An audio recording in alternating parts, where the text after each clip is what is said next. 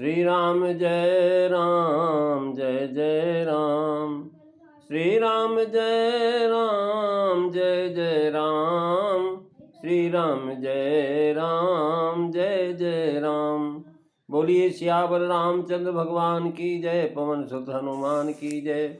उमापति महादेव की जय। सब संतन की जय, सब भक्तन की जय। सच्चियां जोता वाली माता तेरी सदा ही जय।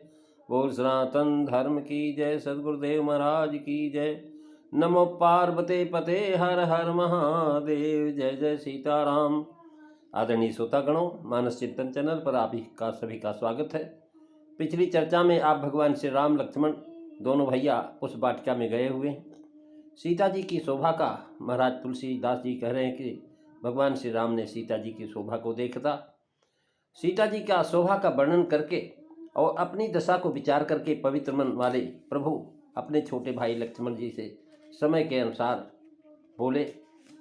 और जो है महाराज क्या बोलते हैं, चर्चा आप जो है महाराज दोहा नंबर 231 की पहली दूसरी चौपाई में आप श्रवण करें। तुलसीदास जी लिख रहे हैं कि तात जनक तन आय सोई, और धनुष जग जेहि कारण होई।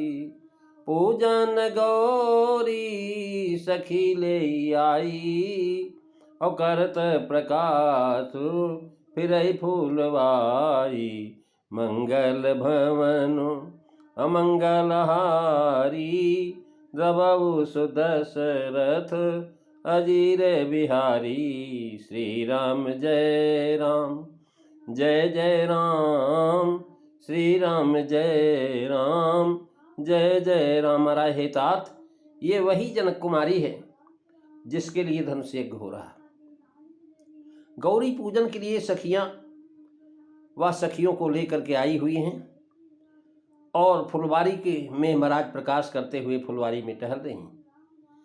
इसके दोनों अर्थ हैं। सावन कुंज की पोथी में भी ले आई, सखियों के लेने से महाराज आया। सी शोभा ही परन प्रभु आपन दशा विचार, जो दोहे में कहा था उसी की व्याख्या विस्तृत वर्णन है। जिसकी शोभा हृदय में वर्णन की उसी की वार्ता करने लगे कि जनक तनया यह सोई। भाव यह कि जनक महाराज की एक कन्या और भी है, पर यह वह कन्या है जिसके कारण धनुष यज्ञ हो रहा है। महाराज ऐसा लग रहा कि जैसे महाराज प्रकट है कि परिचित की भांति इनका परिचय दिया जा रहा है। और यहाँ लेकिन प्रत्यक्ष प्रमाण अलंकार है। इंद्रियों मन से महाराज करें, इंद्रिय अरु मन से तहाँ विषय आपनो पाए। ज्ञान करें प्रत्यक्ष तई कहे सकल कबीराय। कैसे जाना कि महाराज इसी के लिए धनुष यज्ञ हो रहा है? इसका उत्तर जो है भी आपको हमने बताया, महाराज रामचंद्रिका में मिलता है। विश्वामित्र के पास जो महाराज दोनों भाई निमंत्रण गया हुआ था, उसमें जानकी जी की यज्ञशाला का भी चित्र था। अतः श्री राम जी सोई से उसी का स्मरण कराने हुए परिचय किया और गौरी पूजन के लिए आई हैं। इससे जान लिया कि इन्हीं के लिए धनुष यज्ञ हो रहा है। ब्याह के एक दिन पहले गौरी पूजन सौभाग्य के लिए किया जाता है, इसलिए आई हुई हैं। इसलिए अनुमान से महाराज पहचान हो गई है। इधर प्रभु कहते हैं तात जनक तनया यह सोई, और इसका अनुमान आधार कहते हैं धनुष यज्ञ जय कारण हुई। सीता जी की प्राप्ति केवल धनुर्भंग से ही सूचित करते हुए राम जी प्रेमोद्गार उत्पन्न कर रहे हैं। शुद्ध आचरण संबंधी विचार दर्शनीय है। कोई अन्य कवि प्रेमिका और प्रीतमा इस प्रकार से संज्ञावाचक शब्दों को सीता जी के लिए राम जी से अवश्य प्रयुक्त करा देता, पर क्या मजाल कि तुलसीदास जी कविता में ऐसी कोई बात आ सके जो महाराज मर्यादा से अलग हो। सीता जी कितनी सुंदर हैं और श्री राम जी अप्रकट भावना कितनी ही दृढ़ सही है, परंतु अभी आकस्मिक आचार एवं मर्यादा की छाप उस पर नहीं हुई। भक्त महाराज अतः सीता जी केवल उसी तरह से एक बाह्य वस्तु है जैसे एक चित्र हम देख करके महाराज उस पर आकर्षित हो जाए। चित्र है या पुष्प है, इन शब्दों से आकस्मिक अनुभव आचार संबंधी बंधन का एकीकरण और पृथक्करण दोनों में प्रशंसनीय। अर्थात अभी श्री राम जी पवित्र हृदय में केवल सौंदर्य का आभास है और प्रेम जनित भाव अप्रकट प्रशंसनीय है। महाराज विवाह के पश्चात प्रिया शब्द का सीता जी के लिए बहुधा प्रयोग पृथककरण निभाने के लिए किया है और कहे महाराज धनुष यज्ञ के कारण हुई, पूजन गौर सखी ले आई। इस सबसे जननायक धनुष यज्ञ कल होगा। इसका प्रमाण यह है कि आज चंद्रमा की कथा महाराज शयन कह करके शयन करेंगे और सवेरे उठ करके सूर्य की कथा कह करके स्नान करेंगे और धनुष यज्ञ देखने के लिए जानकी जी का जनक जी का बुलावा आया। इसीलिए गौरी पूजन के लिए आया, सखी ले आइए। राजकुमारी अभी बहुत छोटी है, इसी से सखियों को ले आना कहा है। महाराज सखी लेकर के आई हैं। ये मर्यादा और गौरव सूचित करता, छोटी न भी होती तब भी अकेली महाराज पूजन के लिए नहीं भेजी जाती। साथ में पूजन की सामग्री, स्नान के वस्त्र आदि अवश्य और सहेलियों के दासियां लेकर के इनके लिए भेजी जाती चलती। बड़े लोगों में यह नित्य ही देखा जाता है और ये भी भगवान ने करत प्रकाश फिरे फुलवाई भाव है कि गौरी जी का पूजन करके अब फुलवारी देखने आई हैं, अपनी शोभा से फुलवारी को प्रकाशित कर रहे हैं। कहते कुर्वतीं प्रमथा प्रथमा देवी सर्वाविति मिरादिश। वाल्मीकि रामायण में महाराज उस समय का हाल है कि जब सीता जी बहुत दुखी दशा में अशोक वाटिका में लंका में थी तो हनुमान जी ने देखा कि महाराज अशोक वाटिका में चारों तरफ प्रकाश फैला हुआ है और ये प्रकाश और किसी के द्वारा नहीं, ये सीता जी का प्रकाश है। प्रकाश कहने का भाव है कि प्रथम इनको दीप शिखा कहे आए हैं और दीप शिखा में प्रकाश होता है। अब वहीं यहाँ कहते करत प्रकाश फिरे फुलवाई, भाव है कि केतकी गुलाब आदि फूल प्रकाश करने वाले हैं। यह नित्य तन के गौर वर्ण की छवि छटा के प्रकाश से इन सबों का तथा दिशाओं को प्रकाशित कर रही हैं। जब तक मंदिर में रही तब तक फुलवारी अधेरी पड़ी रही, इनके फुलवारी में आने से वो प्रकाशित हो गई। देखिए ये दिन का समय है और सूर्योदय हो चुका है। सूर्योदय के पश्चात सीता जी के सौंदर्य का जो प्रभाव श्री राम जी पर पड़ा उसी को कभी यहाँ करत प्रकाश फिरे फुलवाई से प्रकट किया है। इससे जननायक सूर्य से भी अधिक प्रकाश महाराज इनमें है, इसी से अलौकिक शोभा करते हैं। जिसने उजाले में भी उजाला पैदा कर दिया, फिर इस जननायक फुलवारी देखने आई है। जहाँ जहाँ जाती है वहाँ प्रकाश हो जाता है। सीता जी की वार्ता आगे अपनी दशा कहते हैं। यहाँ बाग में बरन बरबेल बितान के कारण अंधेरा हो रहा था और सीता जी आई तो प्रकाश हो गया। कह लगे हे भैया जासु बिलो की अलौकिक शोभा असहज पुनीतो मोर मन क्षोभा सो सब कारण जान विधाता फर कहीं सुबद अंग सुनु भ्राता मंगल भवन अमंगलहारी द्रवऊ सुदशरथ अजीर बिहारी श्री राम जय राम जय जय राम श्री राम जय राम जय जय राम। महाराज अपने भैया लक्ष्मण जी से भगवान कह रहे हैं कि हे भैया, जिसकी अलौकिक शोभा देख करके मेरा स्वाभाविक ही पवित्र मन क्षोभ को प्राप्त हो गया, अर्थात जो है चलायमान हो गया है।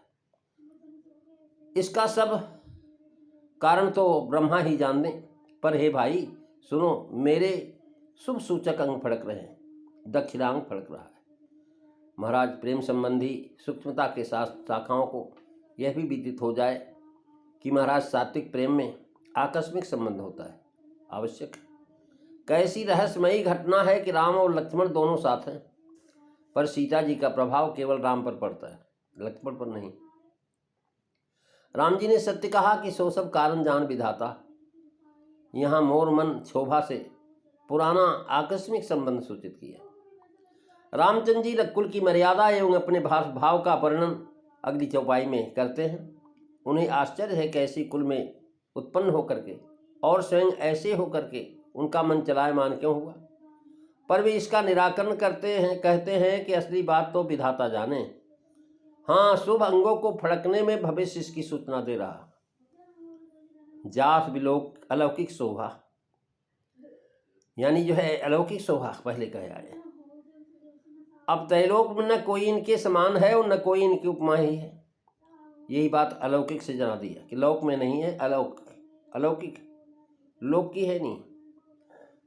ये सब मिलकर के भी इनके पट्टर योग्य नहीं। सहज पुनीत मोर मन शोभा, सुच मन विशेषण राम जी को दे आए हैं। यहाँ श्री राम जी स्वयं यही बात कहते हैं, दोनों का एक ही भाव। सहज पुनीत मोर मन शोभा, अर्थात जो बिना साधन किए जन्म से स्वाभाविक है मेरा मन पवित्र है, जिसमें भूल करके भी काम आदि का वेग नहीं व्याप्त होता। और सीता जी को शोभा जो अलौकिक है और अपने मन को सहज पुनीत, तुरिया जानकी चैव तुरियो रघुनंदन, इस भाव से, अथवा जो है तुरिया रूप जानकी जी और परम तुरीय रूप अपने मन को कहा, क्योंकि सहजावस्था तुरीयावस्था है। कह रहे हैं बुद्धि व्यापारे परित्यक्ते निर्विकार स्वरूपा विस्मृत भवति, शेषा सहजावस्था तुरीयावस्था जीवन मुक्ति इति जो सवाटिकाम हल्पदीपिका। सहज पुनीत मौन मन शोभा, अलौकिक शोभा देख करके महाराज मानते हैं कि महाराज लक्ष्मण जी का संबोधन भी मानते हैं कि शोभा छुभी संचल ने मन चलायमान हो गया है, अर्थात हमकी इनकी प्राप्ति की इच्छा हो गई। सो सब कारण जान विधाता, मन को क्षोभ होना यही एक कारण लिखते हैं। सब कारण कौन है? यदि बहुत कारण होते तो सब कारण बताते। एक वचन है, मन का क्षोभ एक ही बात है, इसी से एक वचन कहा। सो सब कारण जान विधाता, अर्थात मेरे मन के क्षुभित होने का बहुत कारण हो सकता है। और एक ही शब्द है, यहाँ पर एक ही शब्द है, बहुत से नहीं है। उनकी शोभा अलौकिक है जो अन्य कारण हो सकते हैं। महाराज मन के क्षोभ के अनेक कारण हुआ करते हैं, जैसे काम, क्रोध, लोभ, मोह, ये सब महाराज काल, स्वभाव, कर्म और माया, ये सब मन के क्षोभ के कारण। भाभी भी कारण है, हर इच्छा भाभी बोलवाना, हुई है सो जो राम रच राखा। सो सब कारण जान विधाता, जान विधाता यानी भाव्य की कर्म के अनुसार स्त्री पुरुष का संयोग विधाता रचते हैं। कठिन कर्मगत जान विधाता। और महाराज सखियों ने कहा जो बिरांच रचती सवारी ते श्यामल बर रचो बिचारी। और यही बात श्री पुरखा ने जाकर के भगवान से कहा था, तोसम पुरुष न मौसम नारी, यह संजोग विधि रचा बिचारी।